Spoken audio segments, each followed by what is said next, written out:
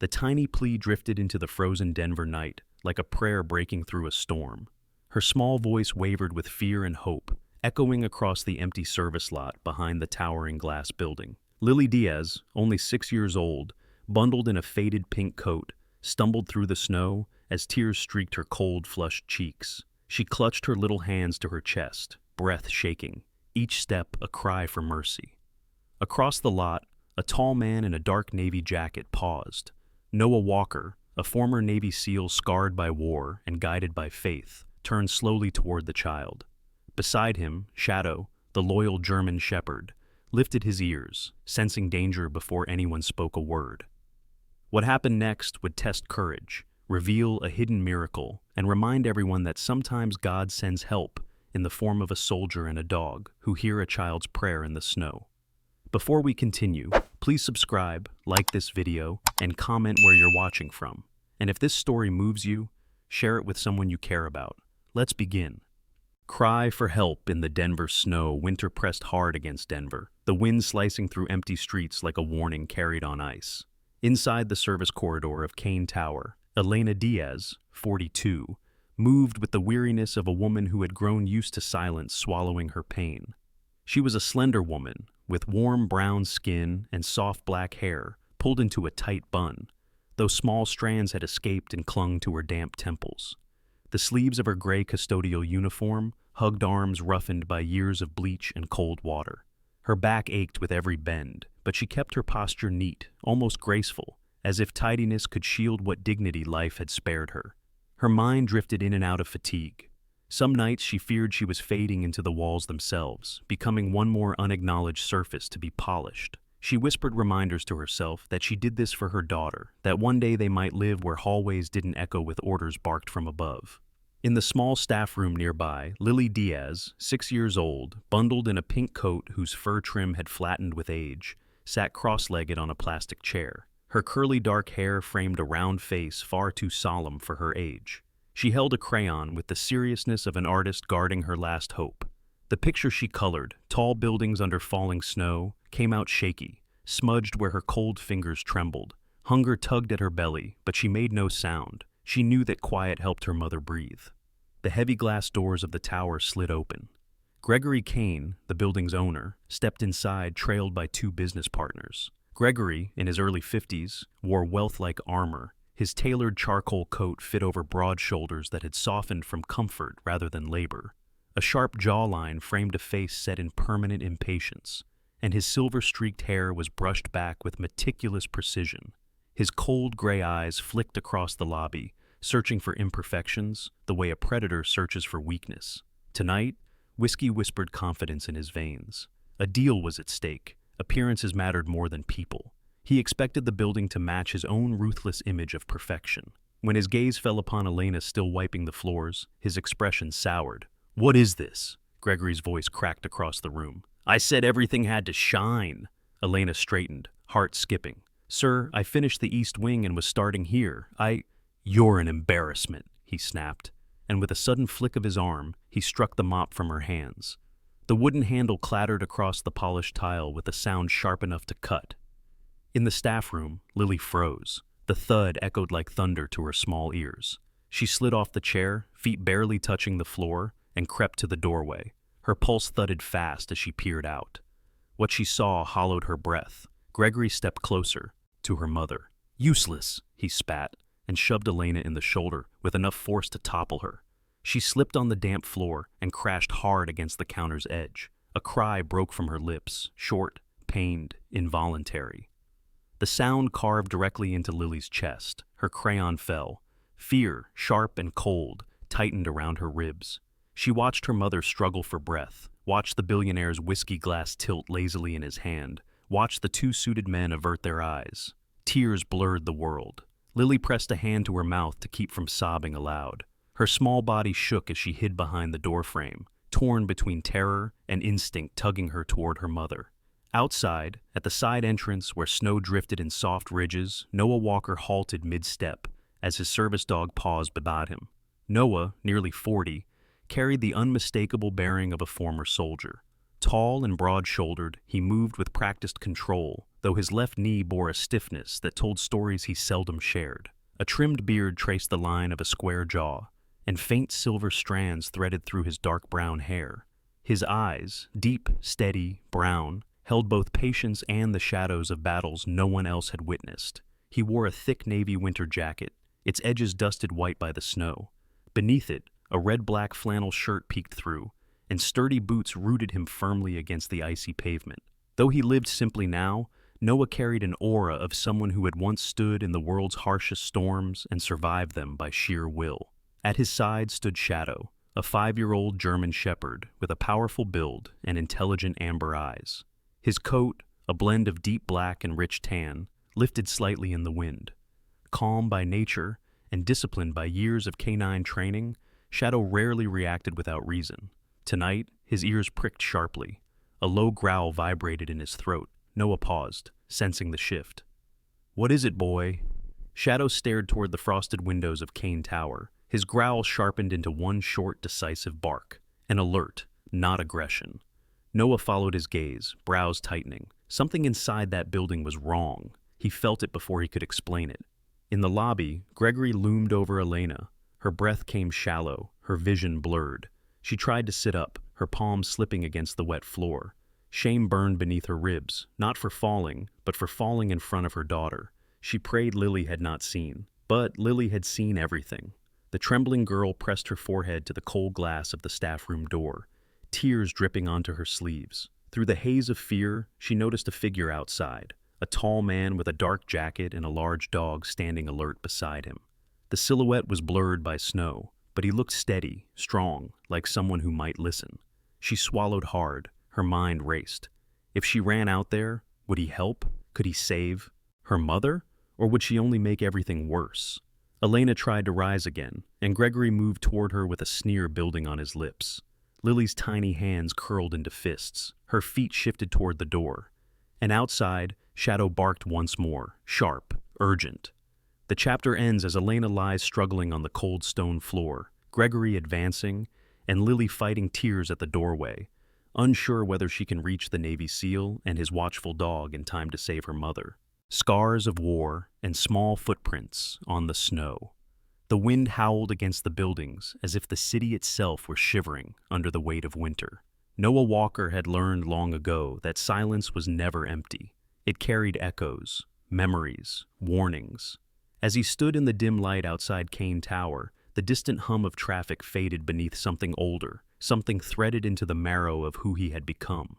His mind slipped back to the desert, heat that scorched the air, voices crackling in headsets, the metallic scent of dust and danger, and the moment that changed everything.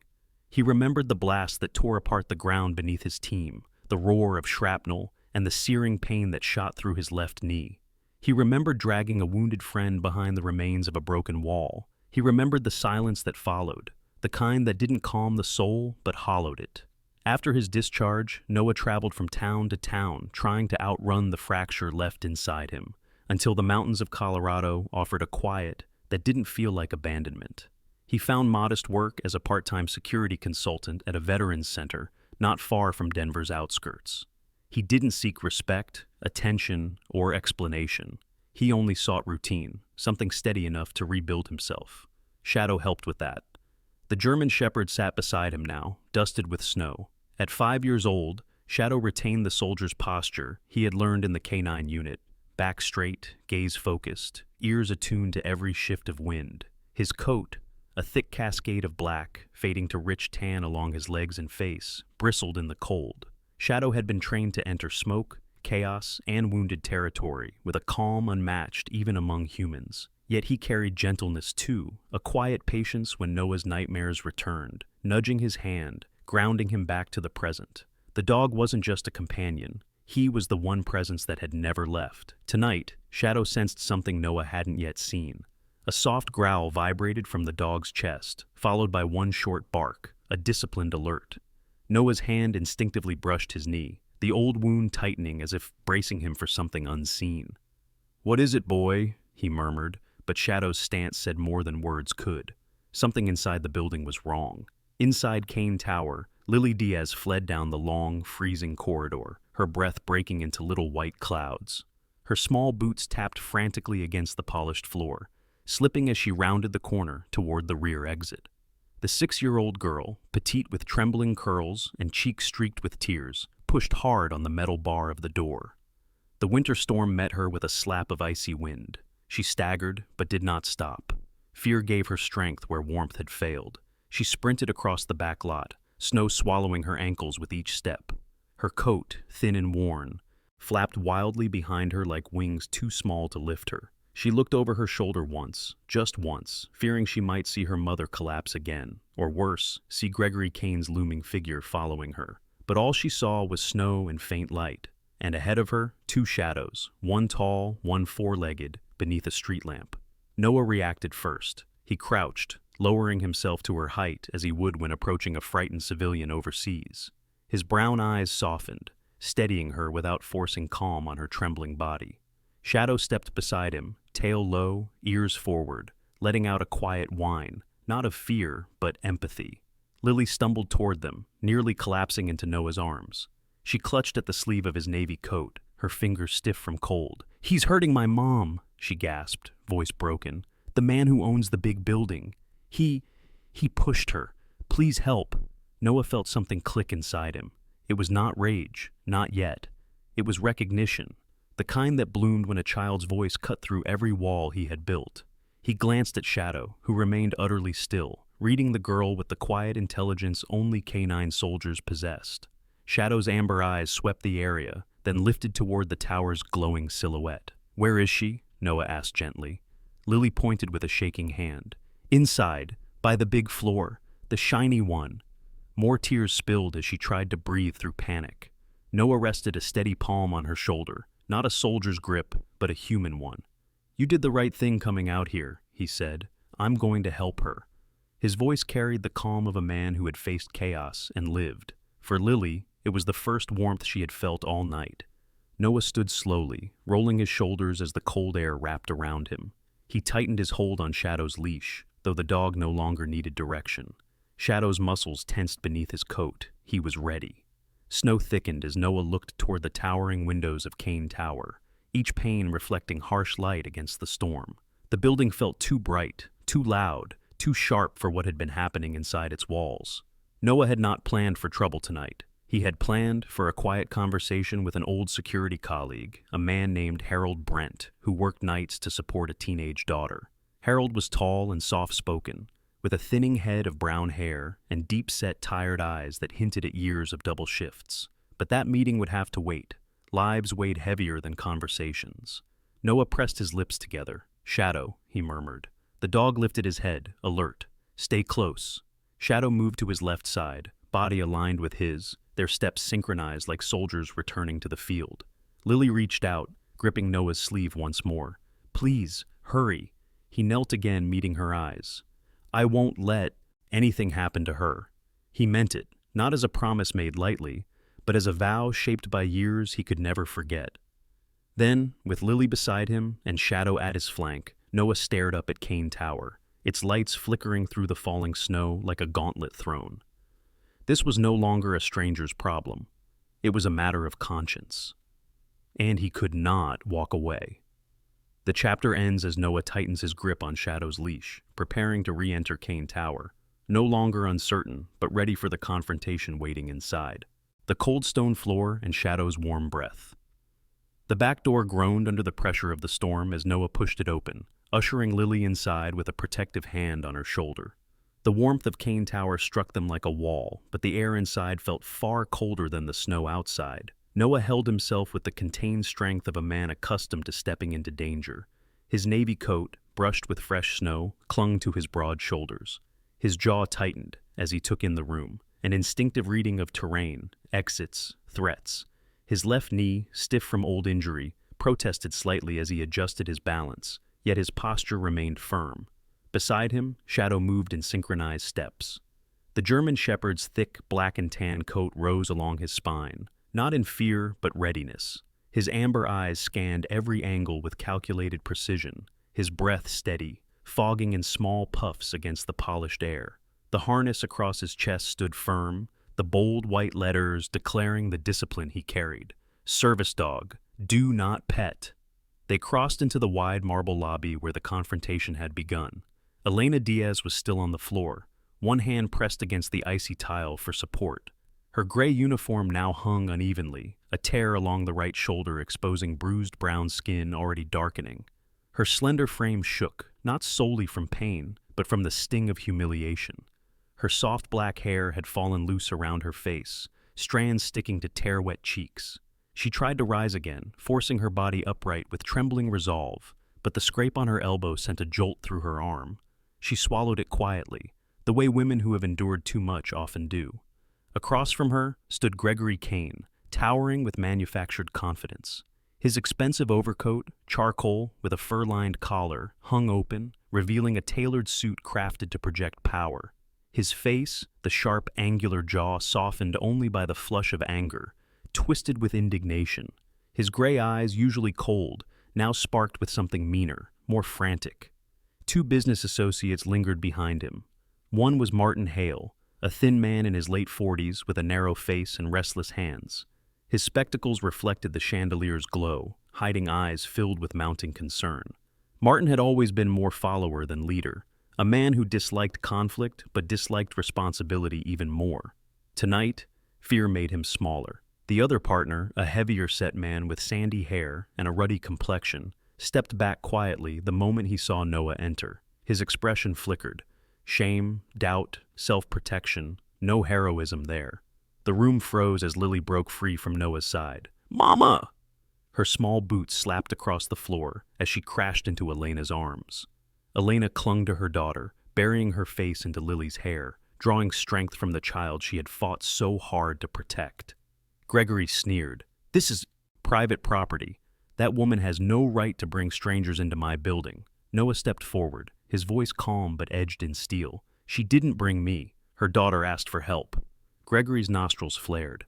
"I can have all of you removed, sued, arrested." He pointed a trembling finger toward Elena, as if she were something he could erase with one command. "And you, get up. You will finish what I told you." Elena flinched at the sharpness in his tone, but Lily held tighter, refusing to let her mother move. When Gregory lunged forward, hand outstretched to seize Elena's arm, the sound that stopped him was not Noah's voice, but Shadow's. One deep, resonant bark. It echoed through the marble hall, sharp as a crack of thunder. Gregory froze mid-step. The dog had not bared his teeth or growled. He didn't need to. His stance, his size, his authority filled the room with a warning older than language. Noah positioned himself between the billionaire and the mother and child. "That's enough," he said. Gregory scoffed.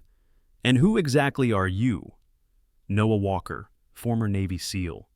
His tone didn't rise, but something in it cut through the air like a blade. "I'm asking you to step back." Gregory snickered.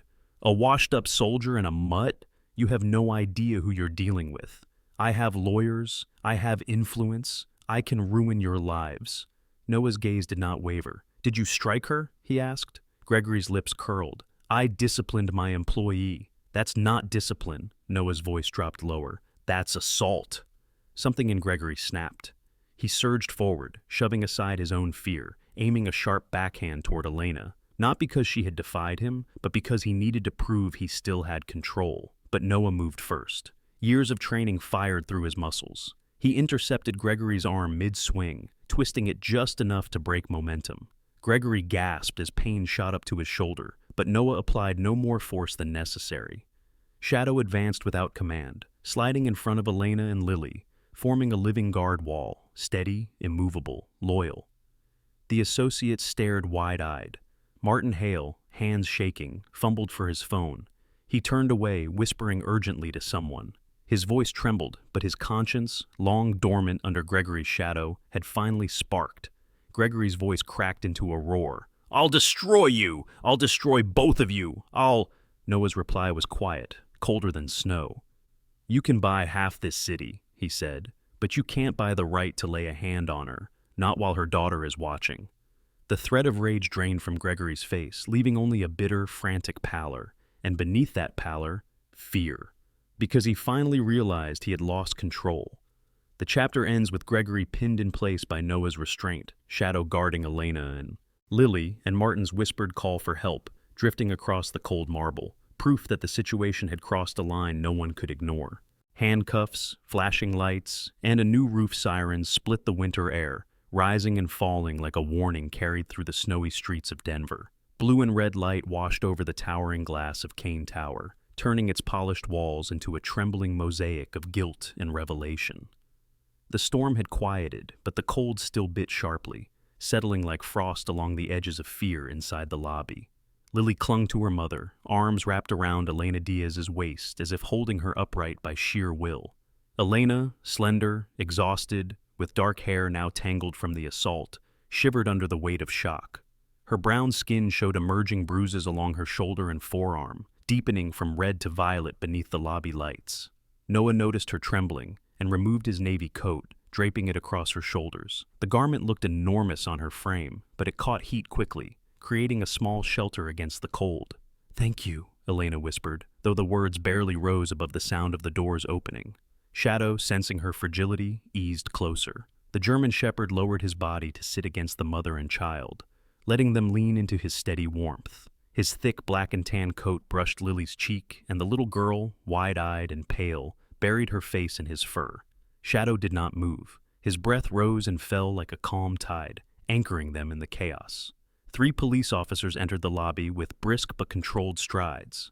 Leading them was Officer Raymond Chen, a broad-shouldered man in his early 50s, with salt-and-pepper hair cropped short and a face marked by lines of years spent mediating the worst of human tempers. His dark eyes were perceptive but gentle, the type that invited truth from shaken witnesses.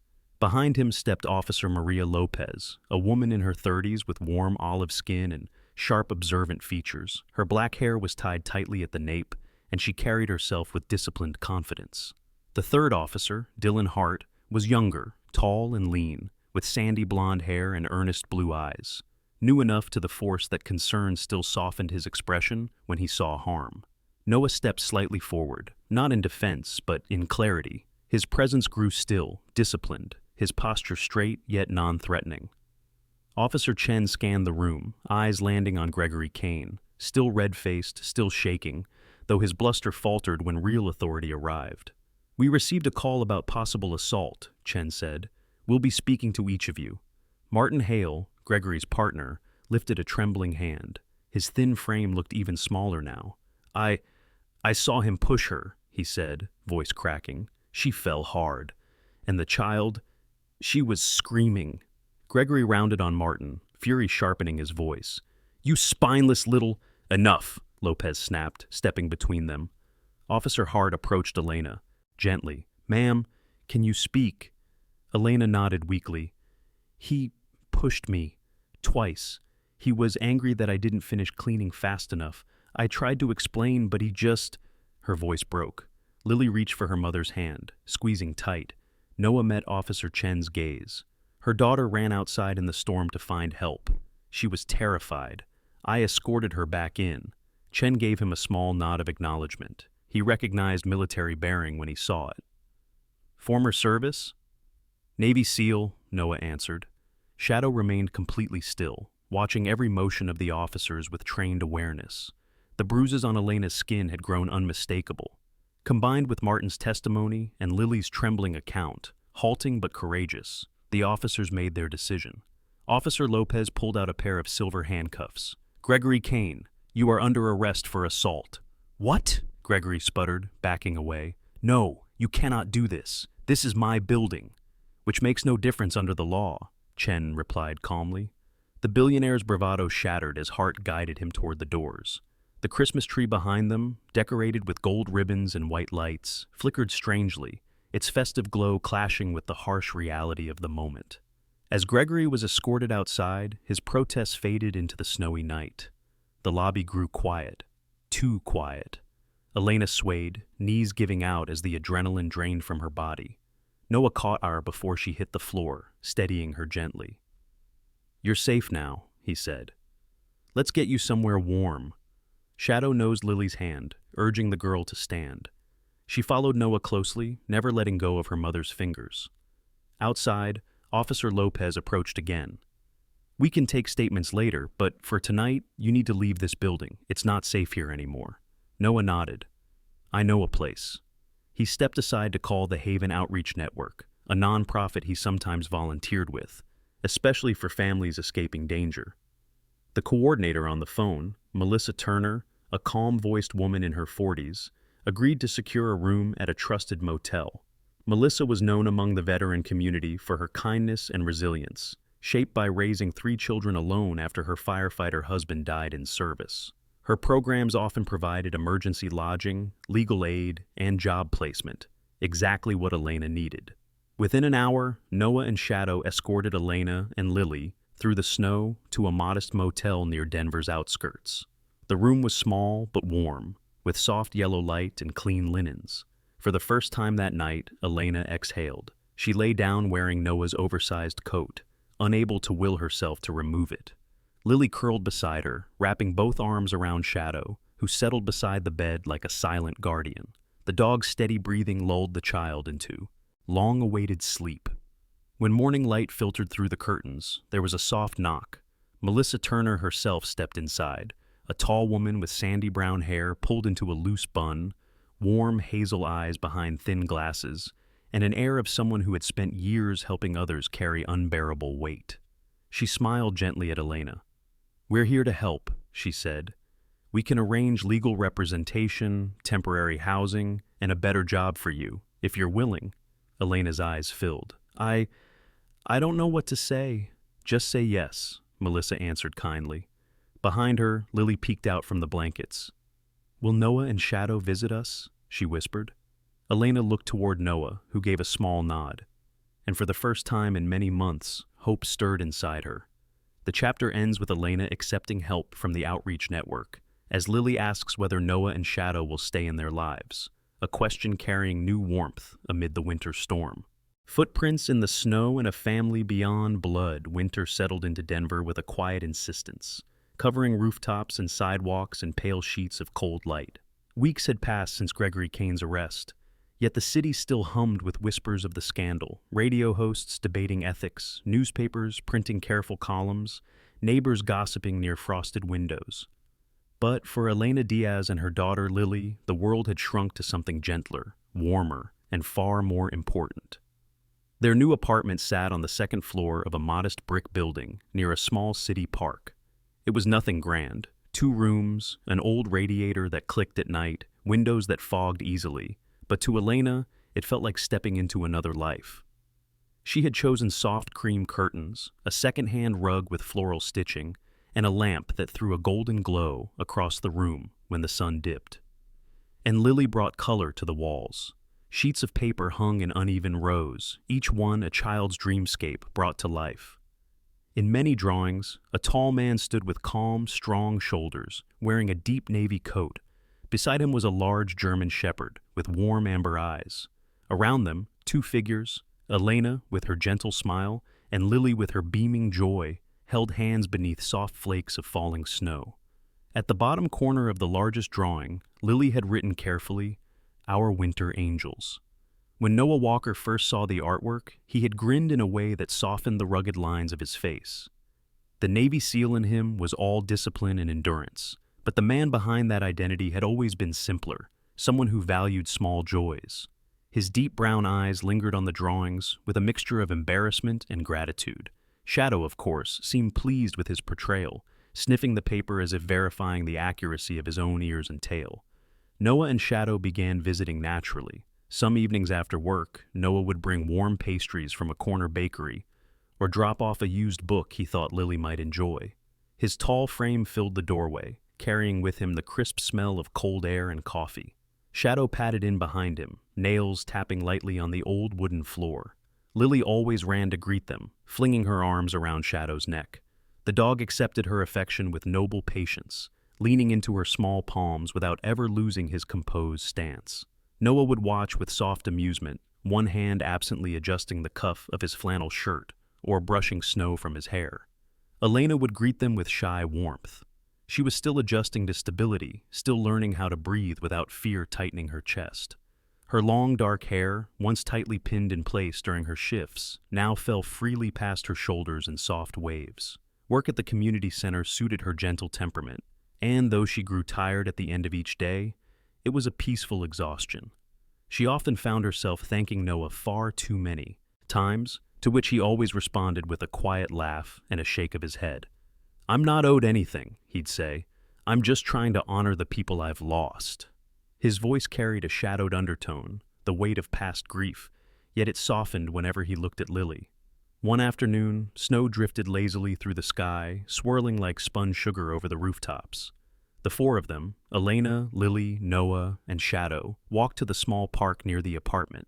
Lily dashed ahead, her boots leaving curved trails across the blank canvas of snow. She spun in circles, breath puffing like steam from a tiny locomotive.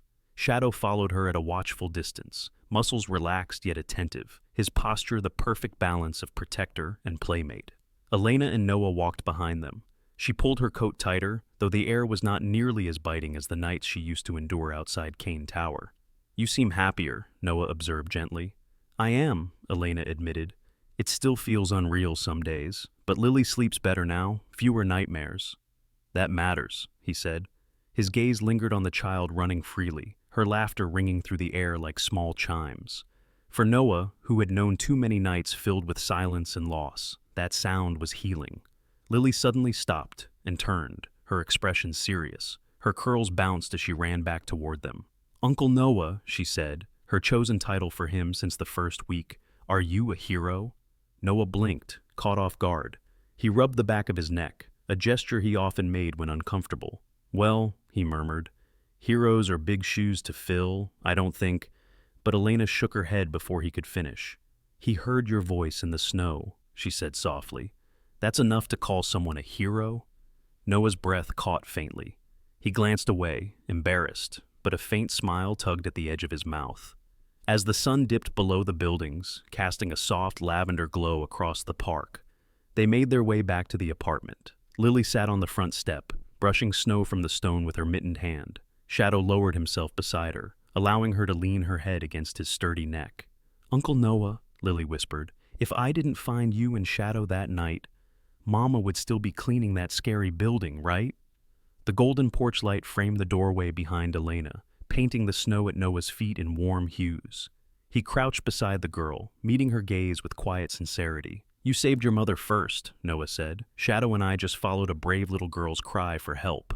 Lily smiled, leaning on Shadow as flakes drifted gently around them. Later, as Elena closed the apartment door behind her, with a grateful sigh, Noah and Shadow walked down the quiet street. Their footprints and paw prints trailed side by side through the snow, winding path that proved family could be more than blood. It could be chosen. It could be found in the coldest night of winter. The chapter ends with Noah and Shadow departing beneath falling snow, their footprints beside Lily's and Elena's symbolizing a bond formed through courage, kindness, and the warmth of a new beginning. Some people believe miracles only happen in distant places, wrapped in bright light and heavenly song. But sometimes a miracle looks much quieter. Sometimes it looks like a frightened child running through the snow. Sometimes it looks like a stranger who stops, listens, and chooses courage instead of comfort. And sometimes God answers a prayer not with thunder, but with a Navy SEAL and a loyal German shepherd walking out of the night. In our daily lives, we pass each other in hallways, sidewalks, buses, stores. We rarely know who is carrying fear, who is barely holding on, or who is whispering a desperate prayer before sleep. Yet grace often moves through ordinary people, through kindness, through protection, through a hand reaching out at the exact moment someone else begins to fall. If this story touched your heart, I invite you to share it with someone who may need a reminder that they are not alone. Leave a comment, subscribe to the channel, and help these stories reach those who could use a bit of hope tonight. May the Lord watch over you, keep you safe, guide your steps, and send his angels, seen and unseen, whenever your path grows cold. God bless you and your family, and may every winter night in your life end with light.